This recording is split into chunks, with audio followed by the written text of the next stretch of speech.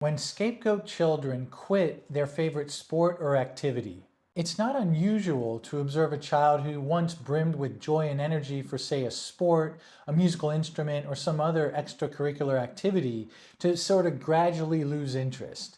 What may look like sort of a fleeting whim or a lack of discipline can, for scapegoat children of narcissistic parents, reflect something a lot deeper. When a scapegoat child withdraws from an activity that they once loved, it can often mean that they are being forced to sacrifice something that makes them feel truly alive. The scapegoat child is asked, sometimes implicitly and sometimes even explicitly, to disavow their own vitality in order to remain within the orbit of their parents' approval. Activities that allow the child to express their unique selves, whether that's through athleticism, artistry, or intellectual pursuit, can become and feel dangerous. See, the narcissistic parent holds a contemptuous and skeptical attitude towards the scapegoat child. And this attitude tells the child that they can't do anything right. And the parent then backs this up by withholding praise and encouragement when the child demonstrates what they can do in the world. The only time the parent does respond to the child is when the child acts in ways that supports the parent's derisive attitude towards them.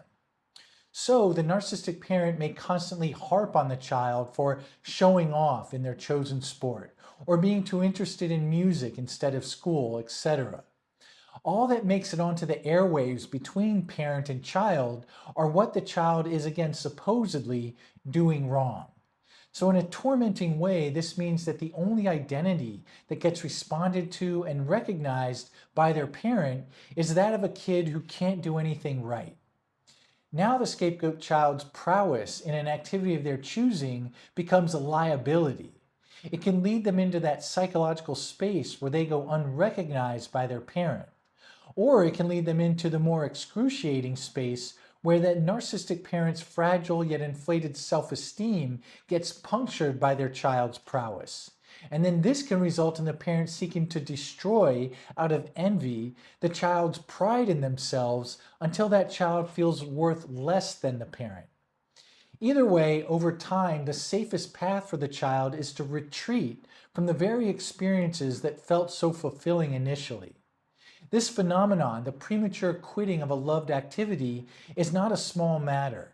It can mark the scapegoat child's transformation of inhibition into a sort of lifestyle. In today's video, I'll help you understand how and why narcissistic parents hunt what the scapegoat child loves to do in life, how the scapegoat child adapts by retreating from doing and even knowing what they love to do, and how adult scapegoat survivors can resume pursuit of fulfillment. Well, my name is Reid, and I'm a practicing licensed psychotherapist in California, and I specialize in helping adult scapegoat survivors of narcissistic abuse. I've worked to understand what's most effective in helping scapegoat survivors recover the quality of life that they deserve. And this has led me to what I found the 3 pillars of recovery. The first pillar is to make sense of what happened so that you can ultimately know it was not your fault. The second pillar is to gain distance from narcissistic abusers today and closeness to safe people. And the third pillar is to live in defiance of the narcissistic abuser's rules. Today's video falls under pillar number 1, making sense of what happened. And before we dive in, I want to let you know about a free ebook that I've created called Surviving Narcissistic Abuse as a Scapegoat. So if you grew up feeling unfairly blamed, criticized, or made to feel like the problem in your family, then this ebook can help you understand why that happened and how you can begin taking steps to recover. It explains why certain children get scapegoated, how that can affect your sense of self-worth, and what healing can look like today. So if you've ever wondered, was it really me or was there something deeply wrong in my family? I think this guide will give you the clarity and compassion you deserve to answer that question. You can download it for free using the link in the description box below or by clicking here. When feeling alive becomes too risky, authentic expressions of who the child is can evoke envy and contempt from a narcissistic parent. So to spare themselves these attacks from the parent, the child may limit expressions of themselves. Living life in an inhibited state can be stultifying and over time evoke despair. So the scapegoat child can mitigate their suffering by turning their sort of forced self-mummification into a virtue. They may decide that kids who celebrate when they score a goal in soccer are the ones who are showing off. Or the child may see kids in their piano class who love to play recitals are just being phony because all they care about is the applause from the audience. That's sort of taking a page out of Holden Caulfield's book or the character Holden Caulfield in Catcher in the Rye, which I highly recommend if you haven't read it. And these conclusions are either implicitly or explicitly endorsed by their narcissistic parent. Now, when the child does what keeps them safe from their parents' contemptuous attacks, that is, inhibit themselves, it gets reinforced by seeming like the morally superior thing to do. So being joyless and uninterested in admiration seems virtuous. But what this really means is that being themselves now feels wrong and inhibiting themselves feels right. This transformation, of course, ensures survival with a narcissistic parent, but it exacts a tremendous cost. The child has to disown the very experiences that bring them closest to a sense of aliveness. So let's illustrate this with an anonymized case example with a guy named Ted. He grew up with a mother who always seemed to have him in her crosshairs.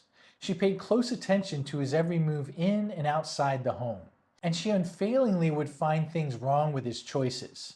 Next would come a barrage of attacks on his character for being irresponsible, thoughtless, or lazy. Those attacks cut to the core of Ted's self-worth because he worked so hard to be responsible, thoughtful, and industrious. So his childhood came with the daily experience of failing his mother's expectations. His father would then join in on his mother's criticism on the rare occasions when he was around. There was a lot of unspoken tension between the parents due to strains in their own marriage, yet they were both too fearful of addressing this with each other. Instead, they would direct their attentions towards Ted and his supposed bad behavior. This would temporarily relieve their tension as they directed their hostility towards someone who had no choice but to accept it. Both parents' lack of empathy made this seem like a viable solution. The fact that they were hurting their son's feelings just didn't matter to them in any sort of real way. So from an early age, Ted was conditioned to experience life as just one defeat after another. He could never win the approval and admiration he was born wanting from his parents, and both parents needed him to see himself as fundamentally flawed because they both felt that way about themselves. Instead of addressing these feelings, they took advantage of their son by forcing him to identify with their own painful states. And Ted had no choice but to develop the core belief that he was defective. Finding what was wrong with him became synonymous with knowing who he was. How success becomes dangerous. This tragic dynamic often unfolds in sports and activities. The scapegoat child may discover a profound joy in, say, running, socializing with friends, maybe drawing or playing an instrument, or just competing on some sort of team. Doing, in essence, what their particular mind and body feels best geared to do. But as their competence grows, so does the association between the activity and the expression of themselves. So now excelling in soccer, piano, or say theater means that there is undeniably something right about them for all to see. As welcome as this would be for a child in a loving family, it's equally threatening to the scapegoat child. The disruption in what that child has come to expect from life and themselves can feel disorienting and even panic-inducing. To suddenly be presented with information that doesn't correspond with how we think about ourselves and how the most important people in our lives treat us is scary.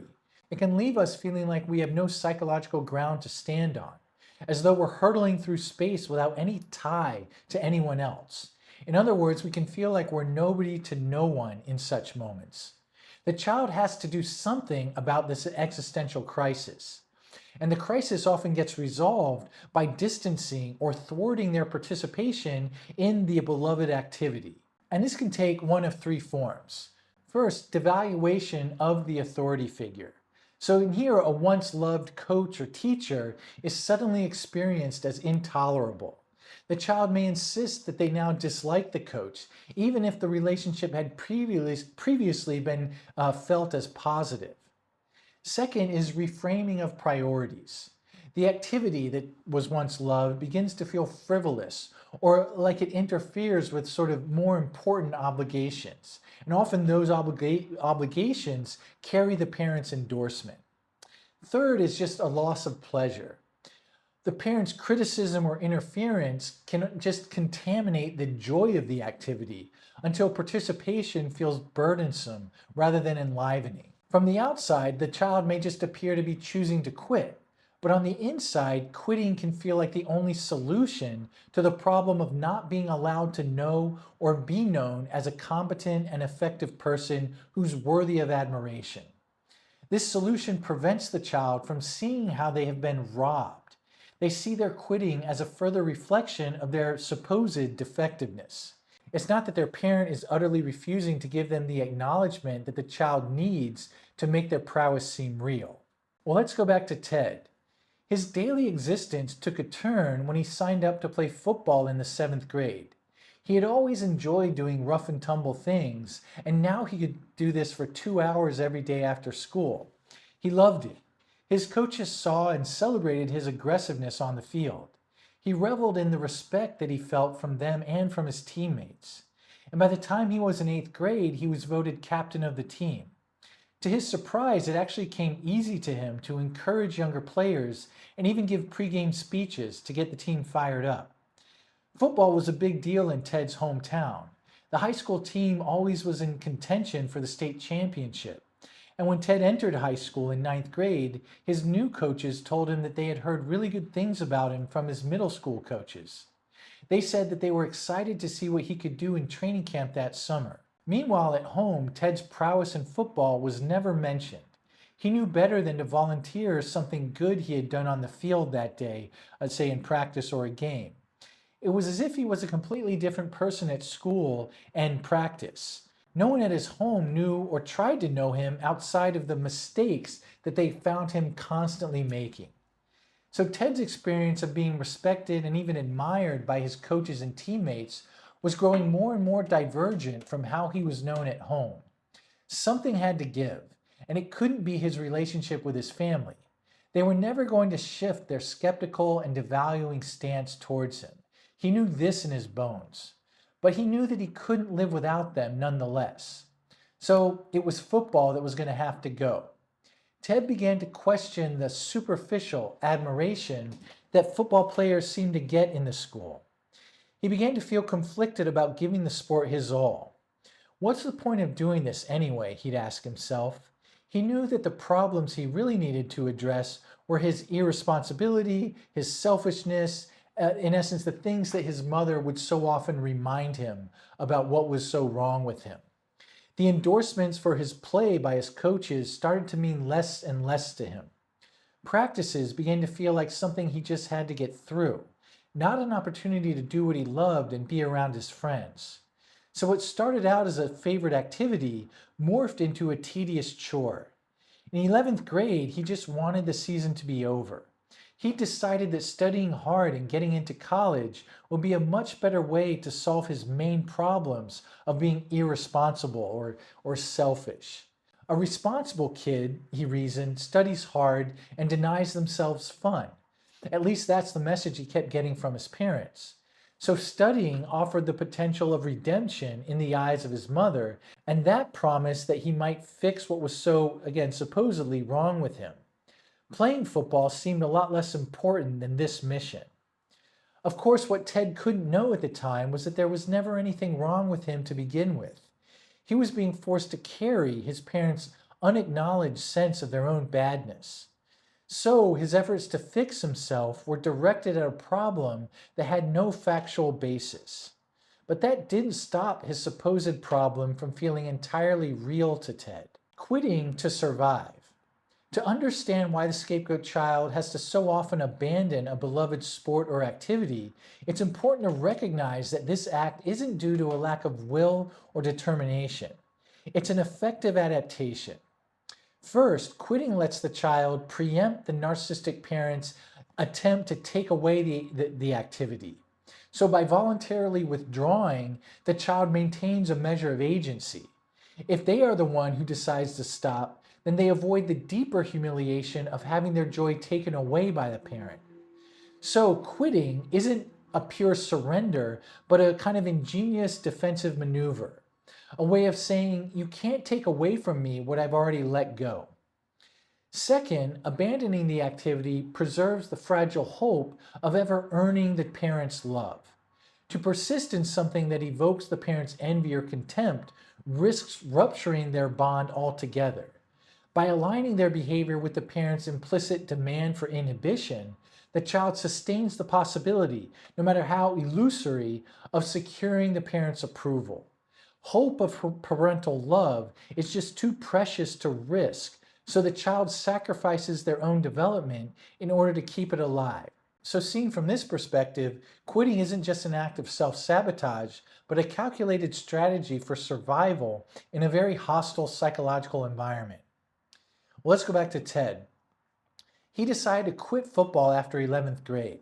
Upon telling his coaches, he initially felt a profound relief. To his surprise, they didn't berate him, but told him that they appreciated the work he had put in to date in the program and wished him well. As he walked home that day, instead of going to practice, he felt something else come over him. A stark, confused emptiness.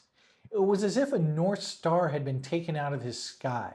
He knew that he now would have more time to study, and that was supposed to have been what he wanted. But he couldn't shake a vague sense of heartbreak. He had to numb himself from this feeling because it wouldn't lead anywhere good for him. When he got home, he ate a whole sleeve of Fig Newtons until he couldn't anymore. He was left in a sleepy and anesthetized state. After taking a nap, he got up to study. He wasn't sure if he had liberated or further imprisoned himself with that day's decision. The price of having to give up what you love. The adaptive benefits of quitting are significant, but they come at a heavy cost to the scapegoat child. The most immediate cost is the child's connection to their own desires. When a sport or activity is given up, what is lost is not only the pursuit itself, but also the clarity of knowing what you love to do. The child learns to doubt or discredit the very feelings that once guided them towards fulfillment. This can leave the child feeling increasingly unable to answer the simple but kind of profound question of, what do I want? They learn so often that answering it leads to endangering their parents attached to them. A second cost is the deepening of the narcissistic parent's psychological takeover. To survive, the scapegoat child has to essentially internalize the narcissistic parent's psychological disturbance without knowing the parent is disturbed. The child has to fundamentally agree with the parent in all the parent's distortive doings. This requires the child to abandon their own critical thinking processes and blanketedly agree with their parents' claims, no matter how outlandish those claims seem. The child best does this by replicating the parent's devaluation, deprivation, and domineering in how the child talks to themselves. It means the parent gets to set up a colony of their own in the child's mind. And the third cost is that quitting can foster an identity of being a quitter. Having repeatedly abandoned pursuits that once mattered deeply, the scapegoat child can come to view themselves as someone who doesn't follow through on things. What was once a sophisticated survival strategy gets misinterpreted as a personal weakness. And this false identity can follow the survivor into adulthood. Well, these costs obscure the reality that the decision to quit was never a reflection of laziness or lack of worth. It was a necessary response to danger. Yet without re-examination, the survivor can continue to carry the burdens of shame, inhibition, and self-doubt long after the original threat has passed. So let's go again back to Ted. The only pursuit that could safely matter to him was schoolwork. He used the rationale that quitting football would allow him to focus on his studies more and that this was supposedly more important. Unconsciously, he knew that his mother would not spite him for getting good grades. Despite preferring to be active and social, he had to sequester himself in his room with his books. The only reward would be when a test rolled around and he could bring home a good grade. But somehow this never felt as good as he hoped it would. Ted found himself rudderless when he wasn't doing what he was supposed to do. Summertime brought this home to him. He had winnowed down his list of friends because all he got was resistance from his mother whenever he tried to spend time with them. The arguing with her and accusations that he cared more about his friends than his family wore on him. But without schoolwork to prod himself towards, he felt adrift. He would wander around his home and feel all of the emptiness and despair that his maniacal pursuit of good grades would typically help keep at bay. Pretty soon he found a summer job at a nearby car wash, and those feelings of despair would go into the background again. Nonetheless, Ted was rocked by the realization that he didn't know what he wanted in life if he was left to his own devices. Doing what you value today. Well, if quitting once functioned as a strategy for survival, recovery requires reclaiming the possibility of joy in doing what you might love again. And this process takes considerable time. The scapegoat survivor is working to reverse years of conditioning that equated vitality with danger. And one of the most direct ways forward is to resume activities that were once abandoned, again, if possible. For some survivors, this may mean returning to the very sport, art, or practice that they left behind. For others, it may mean discovering new pursuits that evoke a similar sense of aliveness, or have the possibility of doing so. In either case, the essential task is to re-enter the territory of genuine interest and desire. And this may feel like guesswork at first. A scapegoat survivor may harken back to what they were most excited about as a child and try to resume those activities. Yet they may not find any enthusiasm within when they try this out today. And this may not be a signal that you're no longer interested in the activity or sport. It may just reflect the years of having to dull your own awareness of what brings excitement and fulfillment. Those emotions have had to stay at bay in order to survive the narcissistic parent's hunting of the scapegoat child's aliveness. Doing what you love today may also feel like you're doing something wrong. Energy can suddenly drain from the body, leaving the scapegoat survivor feeling heavy and depleted. What was once anticipated as an enjoyable may feel burdensome, and then it can even evoke a wish to abandon it once again. These reactions are not signs that this is the wrong pursuit. They're just conditioned responses, reminders of an earlier time when joy meant danger. I think recognizing them as such is critical. Without this recognition, the survivor risks misinterpreting the discomfort as evidence that they are indeed a quitter or that they are incapable of sustained engagement. Here, a values-based framework like acceptance and commitment therapy can be really helpful. It's called also ACT. So in ACT, the first step is clarifying what you value. In this case, your value might be that it's good to move towards what you're genuinely drawn to. This value is by definition not a thought or a feeling. Once you discern your values, you can then point yourself in their direction. The wisdom of ACT is that it emphasizes how we are free to choose which values we pursue, but we can't choose the thoughts or feelings we experience along the way. And I think this has profound implications for scapegoat survivors who are trying to reincorporate activities that matter to them in their lives.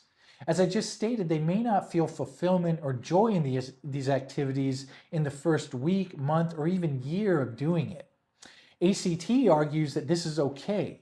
The point isn't to feel certain feelings. The point is to act in ways that align with your value. That's it. This approach is simultaneously liberating and despairing.